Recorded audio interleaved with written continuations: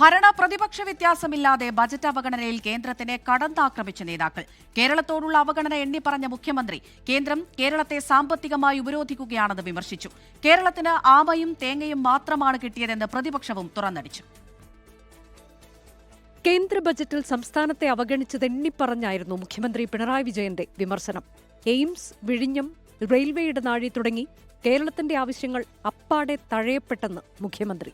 കേന്ദ്ര ബജറ്റിൽ നിന്ന് അവതരിപ്പിച്ചതോടെ കേരളത്തോട് കാണിക്കുന്ന അവഗണനയെക്കുറിച്ച് പൂർണ്ണ ബോധവാന്മാരായിരിക്കുന്നു എന്നുള്ളതാണ്. നമ്മുടെ ഇവിടെയാണ് കർണാടകയുടെ ഏറ്റവും നല്ല ആവാസ കേന്ദ്രം. അത് സംരക്ഷിക്കുന്നതിൽ തെറ്റൊന്നുമില്ല കേട്ടോ. പക്ഷെ അതാണ് പ്രധാനമായിട്ട് പറഞ്ഞൊരു കാര്യം എന്ന് മാത്രം. തമിഴ്നാടിനും കർണാടകത്തിനും അതിവേഗ റെയിൽ ബജറ്റിൽ പ്രഖ്യാപിച്ചപ്പോൾ കേരളത്തെ തഴഞ്ഞു. പദ്ധതി ലഭിക്കാത്തതിൽ പേരെടുത്ത് പറയാതെ ഇ ശ്രീധരനും വിമർശനം. സംസ്ഥാനത്തെ അവഗണിച്ചതിന് കേരളത്തിൽ നിന്നുള്ള കേന്ദ്രമന്ത്രിമാർ മറുപടി പറയണമെന്നും മുഖ്യമന്ത്രി.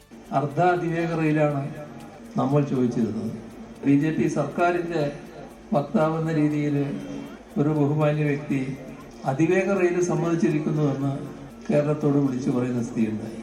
എന്തോ വരാൻ പോകുന്നു എന്നൊരു തോന്നൽ ആളുകൾക്കെല്ലാം ഉണ്ടായിരുന്നു. കേരളത്തിന്റെ ആവശ്യങ്ങളൊന്നും ബജറ്റിൽ ഇല്ലെന്ന് UDF കുറ്റപ്പെടുത്തി. ഭാവനാശൂന്യമായ ബജറ്റെന്ന് നേതാക്കൾ. കേന്ദ്ര ബജറ്റ് കേട്ടപ്പോൾ കേരളം ഇന്ത്യയുടെ ഭാഗമാണോ എന്ന് നമുക്ക് സംശയം തോന്നി. കാരണം കേരളത്തിനൊന്നുമില്ല, എയിംസും ഇല്ല, അതിവേഗ റെയിൽപാതയും ഇല്ല, കേരളത്തിന് വേണ്ടി ഒന്നുമില്ല. കേരളത്തെ ഇത് സാധാരണ പോലെ തന്നെ അവഗണിച്ചു.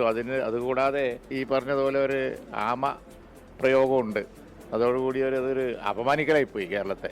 പ്രതീക്ഷിച്ച പ്രഖ്യാപനങ്ങൾ ഉണ്ടാകില്ലെന്ന് ഉറപ്പായതോടെ ലോക്സഭയിൽ ബജറ്റ് പ്രസംഗത്തിനിടെ കേരളം എന്ന് വിളിച്ച് സംസ്ഥാനത്തു നിന്നുള്ള അംഗങ്ങൾ പ്രതിഷേധിച്ചിരുന്നു. 24 തിരുവനന്തപുരം. ലോകത്തെവിടെയായാലും ഏത് സമയത്തും 24 വാർത്തകളും ഓഗ്മെന്റഡ് റിയാലിറ്റി പാക്കേജുകളും എക്സ്പ്ലെയിനറുകളും വിശദമായി കാണാൻ ഞങ്ങളുടെ യൂട്യൂബ് ചാനൽ നിങ്ങൾക്ക് സബ്സ്ക്രൈബ് ചെയ്യാം.